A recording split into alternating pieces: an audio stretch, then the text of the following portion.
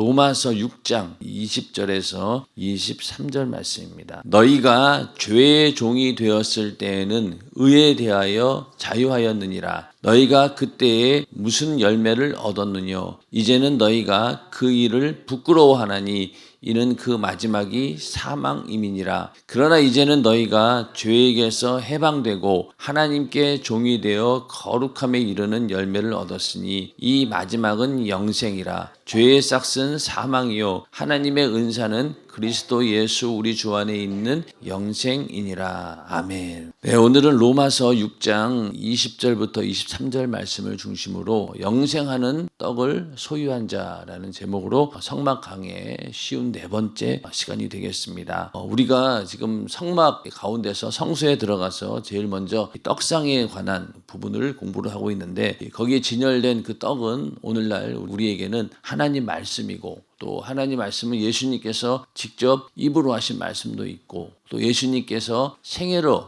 나타내 주신 부분도 있고, 또 예수님께서 십자가에 달려 살을 찢고 피 흘리신 그 살과 피도 우리에게 생명이 됩니다. 그런 모든 것들, 그리고 또 성령의 감동으로 기록된 성경들, 이 모든 것들이 다 하나님 말씀인데, 그 말씀을 우리가 취하고 그것을 생명으로 얻는데, 그 모든 하나님 말씀을 우리가 듣고 또 그 말씀대로 살고 신앙생활하는 모든 목적이 어디에 있느냐? 바로 이 영생입니다. 영생.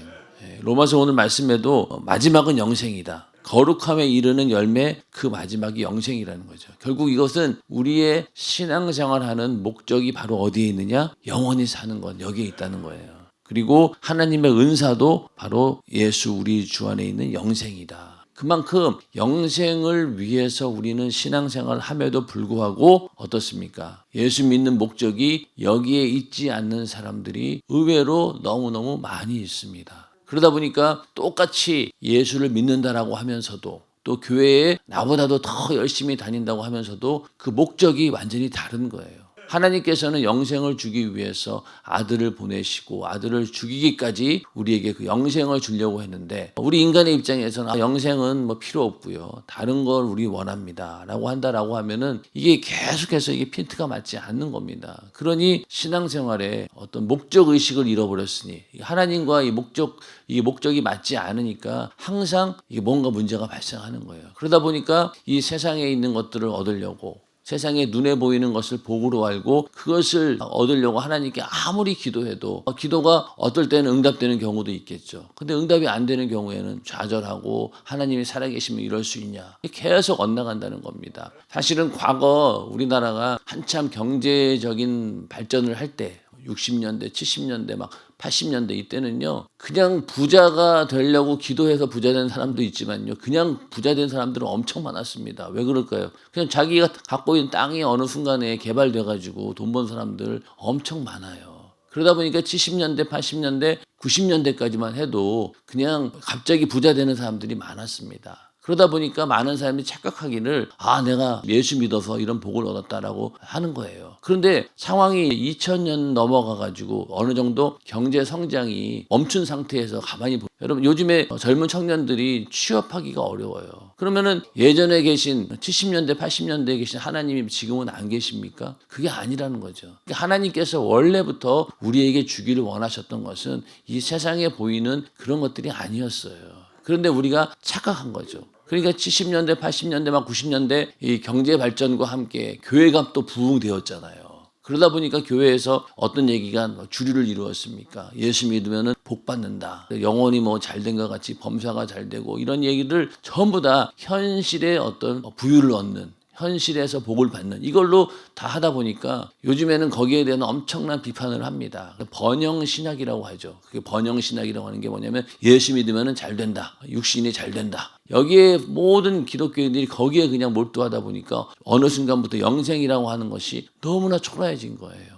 오히려 영생에 대해서 얘기하는 교회가 이상한 교회처럼 돼버리고 그거는 전혀 현실적으로 맞지 않는 하나님께서 우리가 구하는 것조차 생소한 그런 것들이 되어버렸습니다. 그러나 분명한 것은 뭡니까? 하나님께서 우리에게 주고자 하는 진정한 복은 바로 영생의 복입니다. 인정하시면 아멘 하시기 바랍니다. 이게 여기에 초점이 딱 맞춰져야지만이 우리의 신앙생활이 절대로 흔들리지 않습니다. 이거는 과거나 지금이나 우리나라가 정말로 못 살았을 때 그때나 지금이나 똑같이 적용되는 사실이고 또 지금 전 세계에 우리나라처럼 잘 사는 나라도 있지만은 먹고 살기 힘든 나라들이 있잖아요. 북한이나 저기 중국이나 이런 데서 정말로 어렵게 신앙생활 하는 사람들에게 만약에 오늘날 대한민국에서 전해지고 있는 그 강단에 있는 설교를 만약에 들려준다고 생각해 보세요. 그러면 그 사람들이 그게 말씀이 자기네와 적용이 되겠냐고요. 예수 믿으면 복 받는다 그러고 예수 믿으면 잘 산다 그랬는데 자기들도 지하 교회에서 숨어서 예수 믿고 있는데 왜 우리는 왜 이럴까? 그렇게 생각하지 않겠습니까? 그러나 만약에 모든 교회가 영생을 외친다라고 하면은 중국에 있는 사람이나 저기 북한에 있는 숨어서 예배드리는 사람들이나 다 똑같이 은혜를 받는다는 거예요. 왜? 목적이 똑같으니까. 근데 만약에 그 사람들에게 복음의 이 말씀이 적용되지 않는다라고 하면 문제가 있다는 거예요.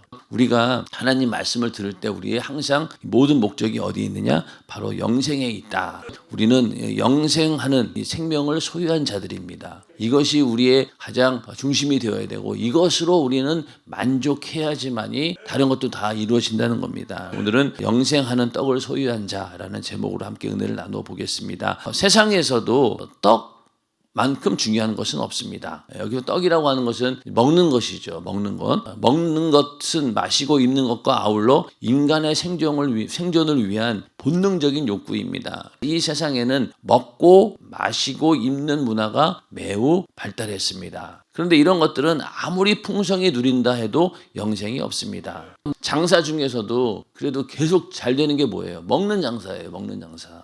왜 직장 다니다가 이제 은퇴하고 나서 대부분 하는 게 뭡니까? 치킨 장사하잖아요. 그러면 거의 열이면은 그래도 살아남는 게 그 치킨 장사라 그러더라고요. 그런 것처럼 먹는 장사. 그 얘기는 뭘까요? 많은 사람들이 여전히 먹는 것에 대해서 중요시 여기고 시대가 변해도 먹는 거는 계속 사람들의 요구사항이기 때문에 먹는 장사하면 잘 된다는 거예요. 또 그리고 뭡니까? 마시는 장사.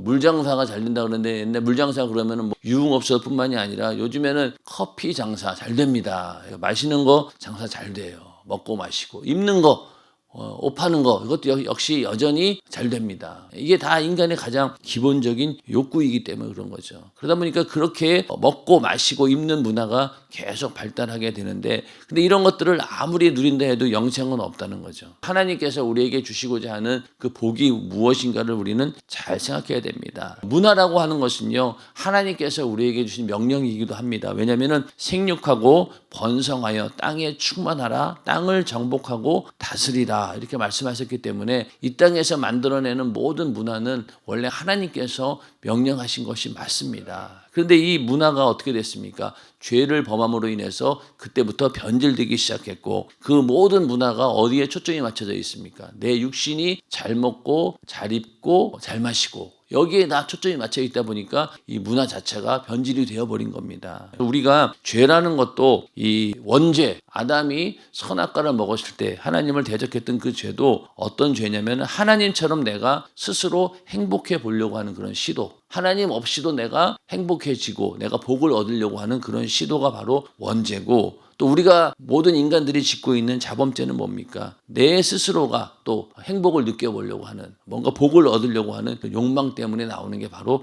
이 자범죄입니다. 그러니까 죄의 근원도 전부 다 하나님 없이 하나님이 주시려고 하는 것이 아닌 다른 것을 복으로 얻으려고 하는 것 그것 자체가 죄라는 거예요. 우리는 분명하게 하나님께서 주시려고 하는 것이 무엇인지 그거를 알고 우리는 그것을 구해야 되는 것입니다. 근데 이런 것들은 아무리 세상 것을 누린다 한들 영생이 없다는 거죠. 그러므로 이 땅에 사는 동안 영생 없는 떡을 얻으려 인생을 투자할 것이냐 영생이 있는 떡을 얻으려 투자할 것이냐 하는 문제는 대단히 중요합니다. 우리가 예수를 믿는 목적은 영생, 곧 영원히 사는 것입니다. 아멘. 이게 정말로 중요합니다. 정말로 중요해요. 저번에도 말씀드렸지만은 우리 교회에 와서 말씀 듣고 은혜 받지 못하는 이유 중에 하나가 바로 관심사가 다른 거예요. 계속 강단에서는 뭘 얘기합니까? 속죄를 얘기하고 회개를 얘기하고 그렇게 해서 영생을 얻으라고 계속 강단에서는 말씀하고 계시는데 듣는 사람 입장에서는 내가 원하는 건 그게 아닌 거예요. 그러다 보니까 아무리 그 말씀을 들어도 은혜가 안 되는 거죠. 왜? 나의 관심사가 아니니까. 그러다가 막 갑자기 관심사 설교 중에 자기에게 자기 관심사와 딱 맞아 떨어뜨리는 얘기를 하면 막 공감을 합니다. 또 왜 그 주일날도 한참 뭐 예를 들면서 막 주식 얘기하고 막 또 그 비유로 이제 얘기할 때 그럴 때 보면 성도들 보면 눈이 그때는 막 관심이 막 가는 거예요. 자기도 현실에 맞는 이야기를 하니까. 그러다 보니까 항상 자기 관심사에만 꽂혀 있어가지고 그것만 들으려고 하지 절대로 이 영생에 관해서는 들으려고 하지 않는다는 거예요. 근데 만약에 우리의 관심이 영생에 있고 신앙생활에 있다라고 하면 어떻게 되겠어요? 그 말씀이 다 들려와요. 우리가 하나님 말씀을 들을 때 나의 관심사하고 하나님의 관심사가 딱 맞아 떨어졌을 때 그때 우리가 은혜를 받는 겁니다. 가만히 잘 여러분 한번 생각해 보세요. 은혜 받지 못하는 이유는 바로 거기에 있어요. 핀트가 안 맞으니까. 라디오를 암만 틀어도 이게 주파수 안 맞으면 어떻습니까? 소리가 안 나요. 잡음만 납니다. 그런데 딱 맞으면 어떻습니까? 이게 정확하게 들리고 라디오에서 나오는 소리를 듣고 감흥을 받는 거죠. 그런 것처럼 하나님 말씀도 마찬가지라는 거예요. 우리는 영생을 위해서 우리는 신앙생활을 해야 되고 그 영생을 목적으로 우리가 하나님 말씀을 듣는 것입니다. 그런데 예수 믿으면 이 땅에서 잘 먹고 잘 사는 본능적인 욕구가 완벽히 충족될 것이라 기대하고 또 그것을 하나님의 주시는 복으로 오해하는 이들이 너무나 많습니다. 현실이죠. 예수 믿는 사람 100명에게 진정한 복이 무엇인지 물어보십시오. 대부분 이 땅에서 먹고 사는 문제가 잘 해결되는 것만을 복으로 합니다. 예수 믿으면 부자 되고 넓은 집으로 이사가고 자녀가 좋은 대학에 들어가며 하는 사업이 무조건 다 잘 될 것이라고 믿습니다. 그러나 이것은 잘못된 기복신앙입니다. 잘못된 기복신앙이에요. 왜냐하면 하나님께서는 물론 우리에게 복을 주시는 분이시고 복의 근원이셔요. 그러나 하나님이 주시고자 하는 진정한 복은요, 하나님 안에서 평안을 누리고 하나님 안에서 안식을 누리는 그것이 하나님이 주고자 하는 진정한 복이지 이 땅에 눈에 보이는 그것들은 복이 아니라는 겁니다. 근데 오늘날 그걸 위해서 신앙생활 하는 사람들이 얼마나 많이 있냐는 거예요. 이게 참 안타까운 일이죠. 그래서 우리가 이런 것들 예수 믿음 부자 되고 이게 복이라고 믿고 신앙생활 하는 사람들 얼마나 많이 있냐. 근데 우리는 여기에 속하지 않고 진정한 복이 무엇인지 알고 있다는 게 너무나 감사한 거예요. 만약에 이게 복이라고 하면은 부자들이 복받은 사람 되는 거예요. 예수님 당시에도 그랬어요. 바리새인들 돈을 좋아했고 또 돈도 많았어요. 그런 사람들이 다 하나님께서 복을 주셔서 저렇게 부자가 됐구나. 근데 거지 나사로는 어때요? 오히려 반대인 거죠. 저 사람은 하나님의 저주를 받아서 저 모양 저 꼴이야. 이렇게 된 거예요. 그러나 나중에 죽은 다음 어떻게 되었습니까? 완전히 반전되었잖아요. 그런 것처럼 오늘날도 마찬가지라는 거예요. 아무리 부자인들 뭐합니까? 그리고 돈이 많으면 뭐하고 넓은 집에 살면 뭐하고 이런 것들을 누린다는들 무슨 소용이 있냐고요. 다 그 영혼이 만약에 구원받지 못하고 영생을 얻지 못한다라고 하면은 이 모든 것들이 하나의 그냥 지나가는 것들에 불과하다는 거죠. 근데 이런 오해를 가지고 신앙생활하는 사람들이 너무나 많다는 거예요. 만약에 이게 아니고 우리의 진짜로 그 원하는 복이 영원한 생명이고 하나님의 그 말씀을 듣는 것이고 그 말씀대로 사는 것이다라고 하면은요, 정말로 우리가 예배하는 자리에 더 많은 사람들이 오겠죠. 주일날만 딱 예배 오는 사람들의 대부분 생각들이 뭐냐면은 그 신앙생활 자체의 모든 목적이 영생에 있지 않기 때문에 그렇습니다. 만약에 영생에 있다라고 하면은요, 매일마다 교회 올걸요. 매일마다. 우리 연세중앙교회가 이렇게 그나마 다른 교회에 비해서 신앙생활 열심히 하고 모이는데 힘쓰는 이유는요, 신앙의 목적이 바로 어디에 있느냐? 영생에 있기 때문에. 영혼의 때를 위하여라는 말이 뭐예요? 우리의 신앙생활의 목적이 영혼의 때를 위하여 영생에 있다는 거잖아요. 그렇게 교회가 부흥되는 겁니다. 자, 감사하고 우리가 거기에 속해 있다는 게 너무나 감사한 거예요. 그래서 우리 이런 것들을 잘못된 기복신앙에 우리가 그것이 믿음의 토대로 세워서는 절대로 안 된다는 겁니다. 자, 사도 바울은 예수를 잘 믿었지만 오히려 가는 곳마다 두들겨 맞거나 옥에 갇혔고 심지어 돌에 맞아 죽은 상태가 되어 내버려지기까지 했습니다. 주님께 왜 복음 들고 가는데 형통하게 안 해주십니까? 하고 원망하기에 충분했습니다. 그러지 않겠습니까? 사도 바울이 가는 곳곳마다 핍박이 있었고 죽을 고생만 했지 어디 사도 바울이 잘 먹고 잘 살아는 데 없었어요. 또 자기가 그 쓰는 양식 같은 것도 얻기 위해서 오히려 일해가면서 그렇게 했던 사람이 바로 이 사도 바울입니다. 그러니까 이 사도 바울의 예만 봐도 그렇고요. 성경을 살펴보면은 하나님의 아들 예수 그리스도께서도 이 땅에 오셔서 세상이 말하는 복을 받았다고 기록된 곳은 한 군데도 없습니다. 오히려 태어나실 때도 초라한 말구유 안에 나셨고 또 남의 아버지를 아버지라고 부르고 살았으며, 그렇죠? 그리고 유대인에게 핍박받다가 결국 매맞고 저주받아 십자가에 못 박히는 잔인한 형벌로 죽임을 당했습니다. 오늘날 세상이 추구하는 복과 비교할 때 과연 그분이 복받은 분이었습니까? 아닌 거예요. 십자가에 달려 죽었다라고 하는 것은요, 가끔 총괄 상임 목사님 얘기하잖아요. 비유를 들면 오늘날로 치면 뭐라고 했어요? 전자팔찌, 그 정도의 죄에 해당하는 거예요. 저 사람은 절대로 근처에 가서도 안 된다. 큰일 날 사람이다. 죄인 중에 죄인이다. 그렇게 완전히 낙인을 찍는 겁니다. 예수님께서 그 십자가를 짊어지고 가는 그 골고다 길이라고 하는데 그 길이요, 우리가 가끔 영상 이런 데 보면은 막 주변에 막 아무것도 없고 그냥 아주 무슨 외로운 그런 골짜기를 걷는 것처럼 보이지만요, 실제로 예수님이 지나가신 십자가를 지고 가신 그 거리는요, 오늘날로 치면은 남대문 시장 같은 곳이에요. 모든 사람들이 제일 많이 있는 곳, 사람들이 제일 많이 보이는 곳, 그 곳을 예수님이 십자가를 지고 올라가신 거예요. 왜 그랬을까요? 이 사람은 완전히 죄인 중에 죄인이라고 낙인을 찍고 모든 사람들에게 경각심을 주기 위해서 일부러 사람들이 제일 많이 지나다니는 있는 그런 시장통을 지나가게 하는 거예요. 사람들이 전부 다 예수님 보고 뭐라고 하겠어요? 야, 저 사람은 진짜 죽일 죄인이구나. 완전히 극악무도한 죄인이구나. 이 낙인을 콱 찍어버린 거예요. 그러니 그런 예수님이 과연 오늘날 우리들의 복에 비교했을 때 이게 해당하냐 이거예요. 전혀 해당하지 않는 거죠. 예수님의 삶만 봐도 우리의 진정한 복이 어디에 있는지 우리는 분명히 알 수 있다는 겁니다. 제자들과 초대교인들은 어떠했습니까? 복음을 전하다가 돌에 맞아 죽은 스데반 집사 같은 사람. 복음 전하고 예수 믿는다는 이유로 목이 잘리고 껍질이 벗겨지고 사지가 찢겨 죽임당한 제자들과 초대교회 성도가 복받은 사람이었습니까? 세상 안목으로 볼 때 그것은 복이 아니라 저주였습니다. 여기 그림처럼 이 사자 앞에서 이렇게 예수 믿는 사람들이 이렇게 있는 거예요. 이게 실제 상황인 거죠. 여기서 살아남는 자가 있었습니까? 완전히 이거는 개죽음인 거죠. 요즘 말로 치면은. 그런데 이게 바로 하나님께서 이 죽음 이후에 그 순교라고 하는 어마어마한 큰 복이 있다는 거죠. 그렇기 때문에 예수님의 삶이나 제자들이나 초대교인의 삶을 봤을 때 복의 기준은 너무나 분명한 거예요. 근데 오늘날 얼마나 많은 착각을 하고 있냐는 거죠. 그래서 우리나라가 만약에 이렇게 잘 살지 않았으면요, 아마 지금도 예수 믿는 소망이 천국에 있었을 거예요.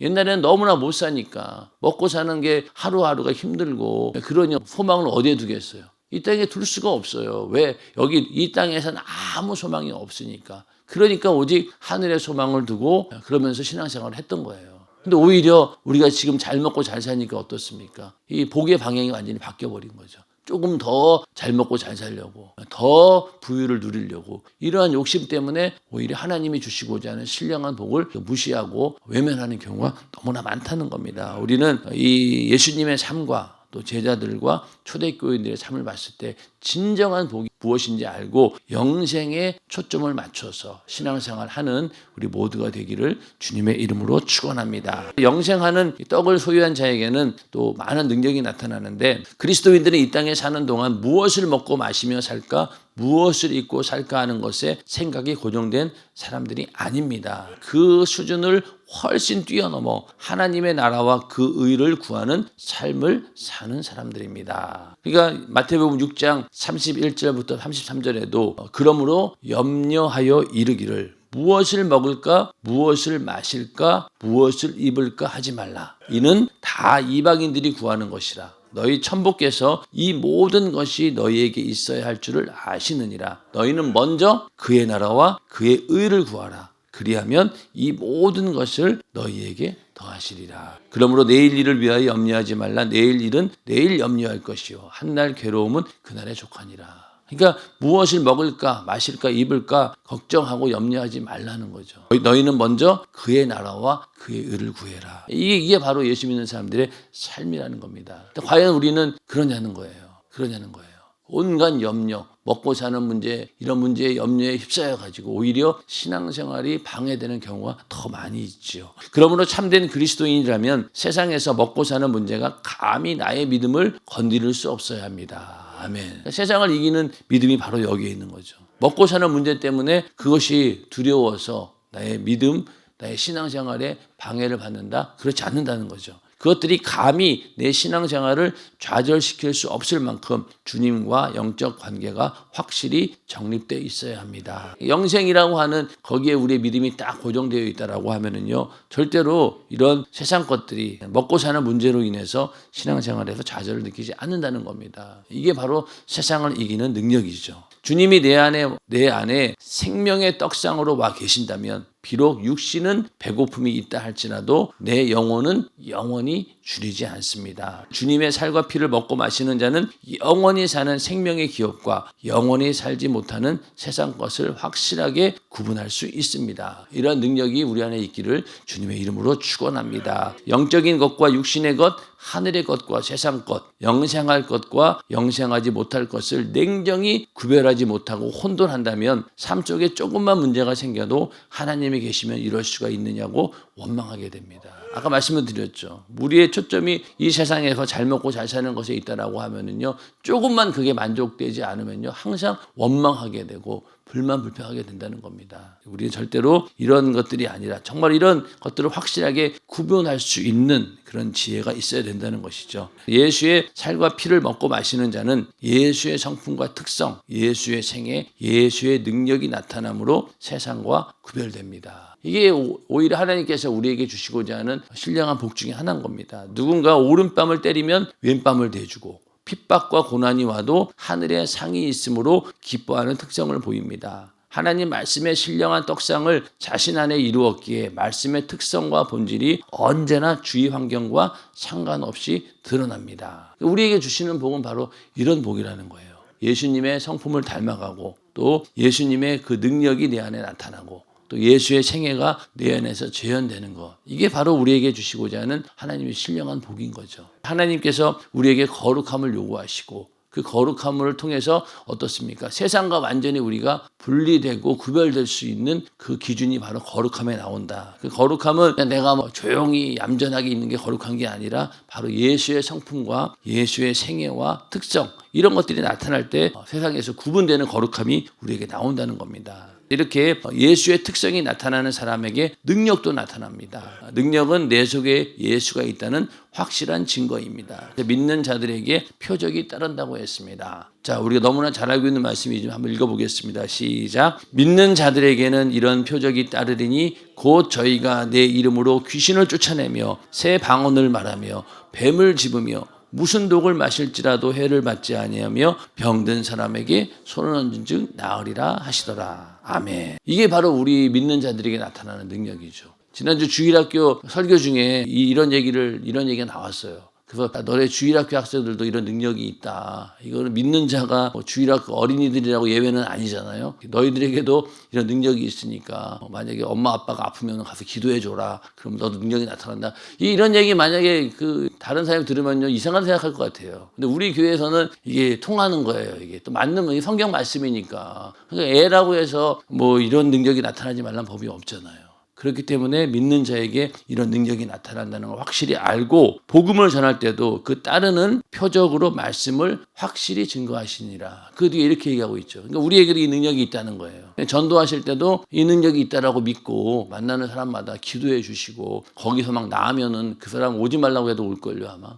그렇기 때문에 우리에게 이런 능력이 있다. 이것이 하나님이 주시고자 하는 진정한 복이라는 겁니다. 이런 능력은 주님께서 자신과 함께 계신다는 사실을 믿는 자를 통해 나타내시는 것이며 주님의 특성을 자신에게서 드러내려고 하는 자에게 주시는 권세입니다. 이걸 믿음으로 받아들이고 나도 이 말씀대로 이루어졌다. 이 말씀이 나에게 이루어졌다라고 믿는 사람에게 주는 권세지 아이고 나에게는 그런 거 없어요 라고 빼는 사람에게는 절대로 주지 않는다는 겁니다. 내 안에 계신 주님을 무능하게 만들어서는 안 됩니다. 예수 믿는 자신을 무능하다고 여기지 마십시오. 나는 무능하죠. 그러나 내 안에 계신 주님은 무능하지 않다는 겁니다. 베드로는 자국 나라의 글도 쓸 줄 모르는 무지한 자였지만은 그의 입에서 나오는 말을 통해 주님이 함께 계심을 증거하는 제한하는 능력이 나타났습니다. 그러니까 한번 설교에 3,000명이 막 회개하고 돌아오는 역사가 이 베드로에게서 나타났다는 거예요.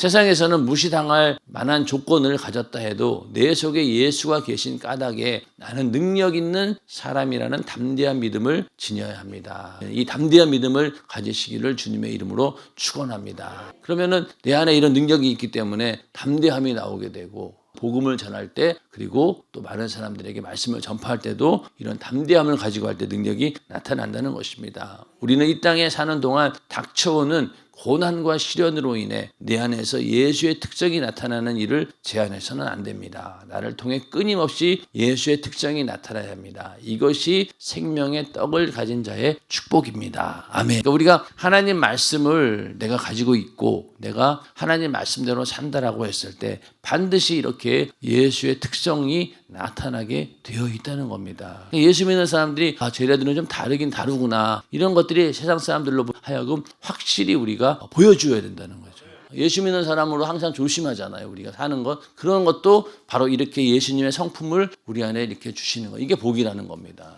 그러면은 정말로 많은 사람들 이웃을 사랑할 수 있는 능력도 생기게 되는 것이고 그러다 보면은 또 그들에게 복음을 전할 수 있는 기회도 생기는 것이고 우리 안에 하나님 말씀을 통해서 이렇게 주님의 특성 또 예수의 생애, 성품이 나타난다고 하는 것 이것이 이 땅에서 우리에게 하나님께서 주시는 복인 줄로 믿으시길 바랍니다. 그리고 그 다음에 죽은 다음에 우리에게 영생을 주는 것인데 그 영생을 주는 것과 함께 이 땅에 사는 동안 우리에게 주시는 바로 특별한 축복은 바로 이렇게 예수를 통해서 나타나는 능력과 또 성품 또 예수의 인격 이런 것들이 우리 안에서 나타나는 것 이게 하나님께서 우리에게 주시는 큰 복인 줄 알고 우리는 오직 하나님께서 주시고자 하는 신령한 복을 내 것으로 소유하는 또 그것이 우리의 신앙의 목적이 되는 우리 모두가 되기를 예수님의 이름으로 축원합니다.